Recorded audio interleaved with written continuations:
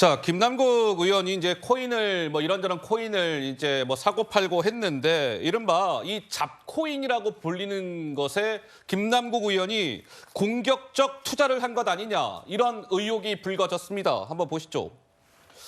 왜 김남국 의원이 굳이 잡코인에 저렇게 공격적 투자를 했을까? 이런 것인데 김남국 의원이 코인을요 지금 보니까 지갑은 그러니까 소위 우리 은행 계좌 이거라고 생각하시면 된다고 하더라고요. 지갑에 있는 50여 개의 코인 가운데 41종의 코인을 직접 거래하면서 투자를 하고 했답니다. 그런데 저 41종의 코인 가운데 36개가 잡코인들이었다는 것이죠. 잡코인이 무엇일까요? 시가총액 1억 달러 이하, 순위로는 244위 미만의 이른바 그런 코인들을 잡코인이라 부른다. 이렇게 나와 있는데요. 한번 보시죠. 김남국 의원이 위믹스라는 코인을 팔아가지고 맥콩 코인이라는 잡코인에 투자를 합니다. 2022년 2월에 위믹스 7만 개를 팔아가지고 맥콩 코인 5만 7천 개를 사요. 돈으로 따지면 3억 7천만 원어치였습니다. 그런데 어찌된 일인지 김남국 의원이 저 맥콩 코인을 사자마자 6,500원 정도였던 맥콩 코인의 가격이 3배 점핑을 합니다. 정확히 3배네요. 6,500에서 19,500원이 됐으니까. 그럴 때 딱 3배가 올랐을 때 김남국 의원은 8천여 개를 맥콩 코인을 팔았다는 거예요. 그 이후에 80여 차례 사고 팔기를 했다. 한번 보시죠. 맥콩 코인 한번 보세요. 그래프로 보면 좀 더 느낌이 오시죠? 6,500원에 김남국 의원이 맥콩 코인을 샀는데 바로 16일 날 사고 사흘 후 19일 날 19,500원 3배 딱 점핑을 합니다. 또 있습니다. 한번 보시죠. 마블엑스라는 또 잡코인을 사는데 김남국 의원이 첫 매수한 거는 한 5만 원 정도였을 때 샀다는 거예요. 그런데 5월 5일 날 6만 8천 원이 됐다. 김남국 의원이 뭔가 손을 대면 이 잡코인들이 급등을 했다. 배승희 변호사님, 이 부분들은 우연일까요? 아니면 무언가 여기에 좀 불법적인 요소들이 있을까요? 어떻게 보시는지요? 우리가 이게 코인이라서 그렇지만 이게 만약에 주식 거래라고 한다면 대부분 다 이거는 작전 세력과 함께하는구나 이렇게 쉽게 판단하실 수 있을 것 같아요.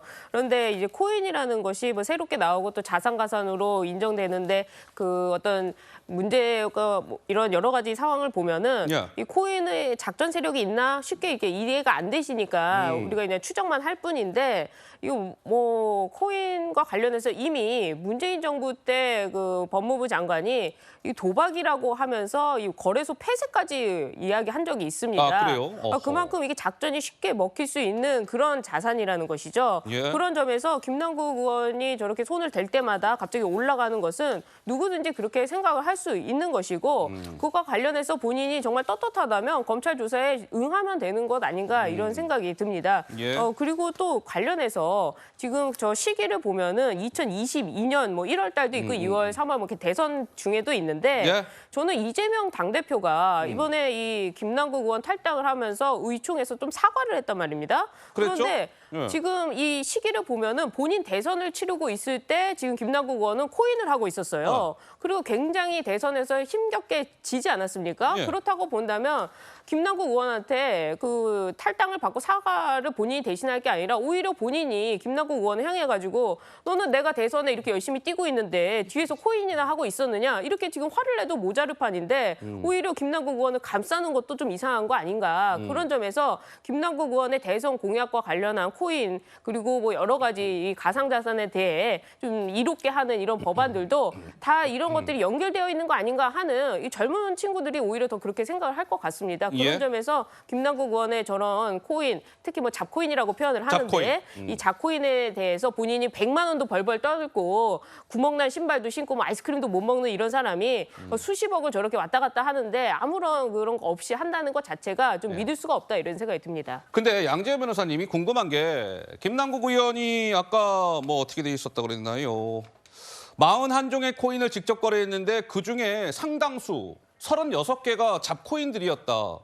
김남국 의원은 왜 많고 많은 코인 중에 이 잡코인에 정말 공격적 투자를 했던 것일까요? 이제 여기에서 뭔가 의심이 출발을 하는 것 같은데 양 변호사 좀 생각은 어떠세요? 그러니까 지금이야 뭐 김남국 의원에 관해서는 모든 것이 다 의혹일 수밖에 없는 상황이긴 한데요. 다만 뭐 저도 이제 코인과 관련해서 제가 직접 투자는 하지는 않았지만 IT 쪽에 좀 관심이 많아서 이런 부분을 보고 있는데 사실 주식도 그러니까 전문적으로 투자를 하거나 뭐 좀 시기적으로 단타를 이용해서 돈을 벌려는 사람들은 일반적으로 알려있는 큰 그런 어떤 회사들에 투자를 하지는 않죠. 가격대 큰 곳을 잘 알아봐서 그걸 투자를 하는 겁니다. 그러니까 그 자체가 잘했다라는 건 절대 아니지만 그렇기 때문에 저런 식의 어떤 잡코인들에 투자했던 거는 그냥 당시 김남국 의원 같은 경우 사실 2019년경부터 본격적으로 투자를 했다라고 하고 그 뭐 코인 투자와 관련해서 굉장히 국가적으로도 많이 뭐 좀 너무 심하다는 얘기가 나올 때 그때부터 전문적으로 들여다봤다는 거 아니겠습니까?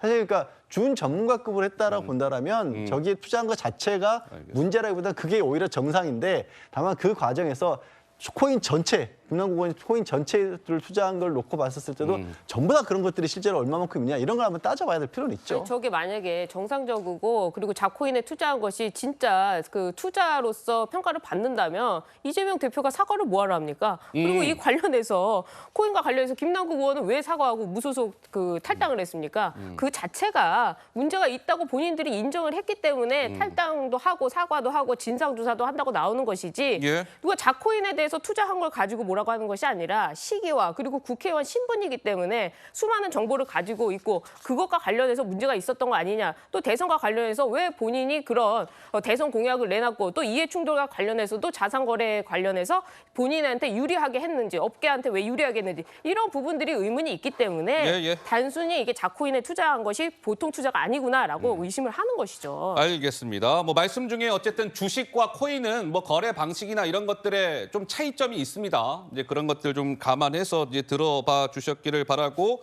어쨌든 이제 김남국 의원의 코인 거래에 이런저런 이제 의혹이 불거지고 있는 상황 아니겠습니까? 이번에는 김남국 의원이 이른바 개인 중개소 역할까지 한 것 아니냐 이런 의혹 보도가 나왔습니다. 한번 보시죠. SBS 보도군요.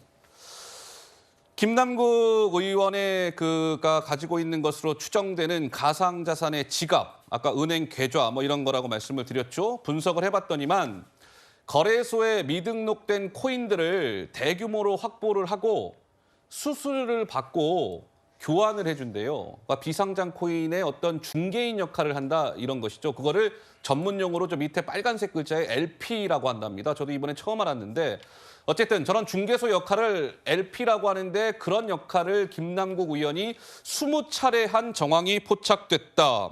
개인 중개소 역할까지 한 것 아니냐. 글쎄요. 장해찬 최고 어떻습니까? 점입 가경이라고 해야 될까요? 그러니까 저런 비상장 코인이라는 게 일반적으로 비상장 주식과 비슷하다고 생각을 해보면 우리가 사전 정보 없이 비상장 주식을 취득하는 일이 거의 없지 않습니까? 근데 이제 김남국 의원 같은 경우는 주식보다 훨씬 더 위험성이 높은 비상장 코인을 대거 뭐 구매하고 중개자 역할까지 하고 뭐 수수료를 받았다, 이자를 거치했다. 이건 전업 투자자들도 혀를 내두는 정도의 일이기 때문에 무엇보다 국회의원 직무를 성실하게 수행하지 못했다라는 것은 분명해 보이고요. 저 과정에서 불법적인 미공개 정보가 있었는지 또는 뭐 단순한 이 경품성 에어드랍이 아니라 이 업체나 가상화폐 보유주들 뭐 쉽게 말하면 대주주에 해당하는 사람들로부터 가상화폐를 전달받거나 싸게 구입하는 기회를 부여받았던 것은 아닌지도 수사가 필요해 보이고 또 대선 과정에서 이재명 대표가 P2E 게임 이야기도 했지만 전 국민이 가상화폐를 보유해야 한다. 뭐 부동산 이익으로 전 국민에게 가상자산을 지급하겠다는 이야기도 했거든요. 지금 돌이켜 생각해 보면 이재명 대표의 가상화폐와 관련된 대선 공약 대부분이 김남국 의원의 머릿속에서 나왔던 것은 아닌가 싶기도 해요. 여기에 관련해서 저는 김남국 의원의 소명만을 듣기에는 한계가 있기 때문에 빠른 강제 수사 전환으로 필요한 계좌 압수 등의 조치가 이어져서 진상을 규명해야 된다고 보입니다. 알겠습니다. 어쨌든 뭐 김남국 의원이 저렇게 개인 중개소 역할을 한 것 아니냐 뭐 이런 것과 관련해서 전문가들은 중개소 역할 정도까지 할 정도면 꾼 정도가 되지 않으면 불가능합니다. 이건 꾼 정도가 돼야 가능한 수준입니다. 뭐 이런 얘기도 했다라고 합니다. 자, 김남국 의원의 코인 논란 다시 한번 또 정리하겠습니다. 지금 이제 의혹 단계인 것이고 사실로 뭐 일부 드러난 것도 있고 추정 단계인 것도 있고 뭐 그렇습니다. 검찰이 수사를 하고 있으니 수사 결과를 통해서 사실관계들이 드러나지 않겠습니까? 좀 의혹은 의혹대로 짚어보면서 좀 차분하게 살펴보도록 하겠습니다.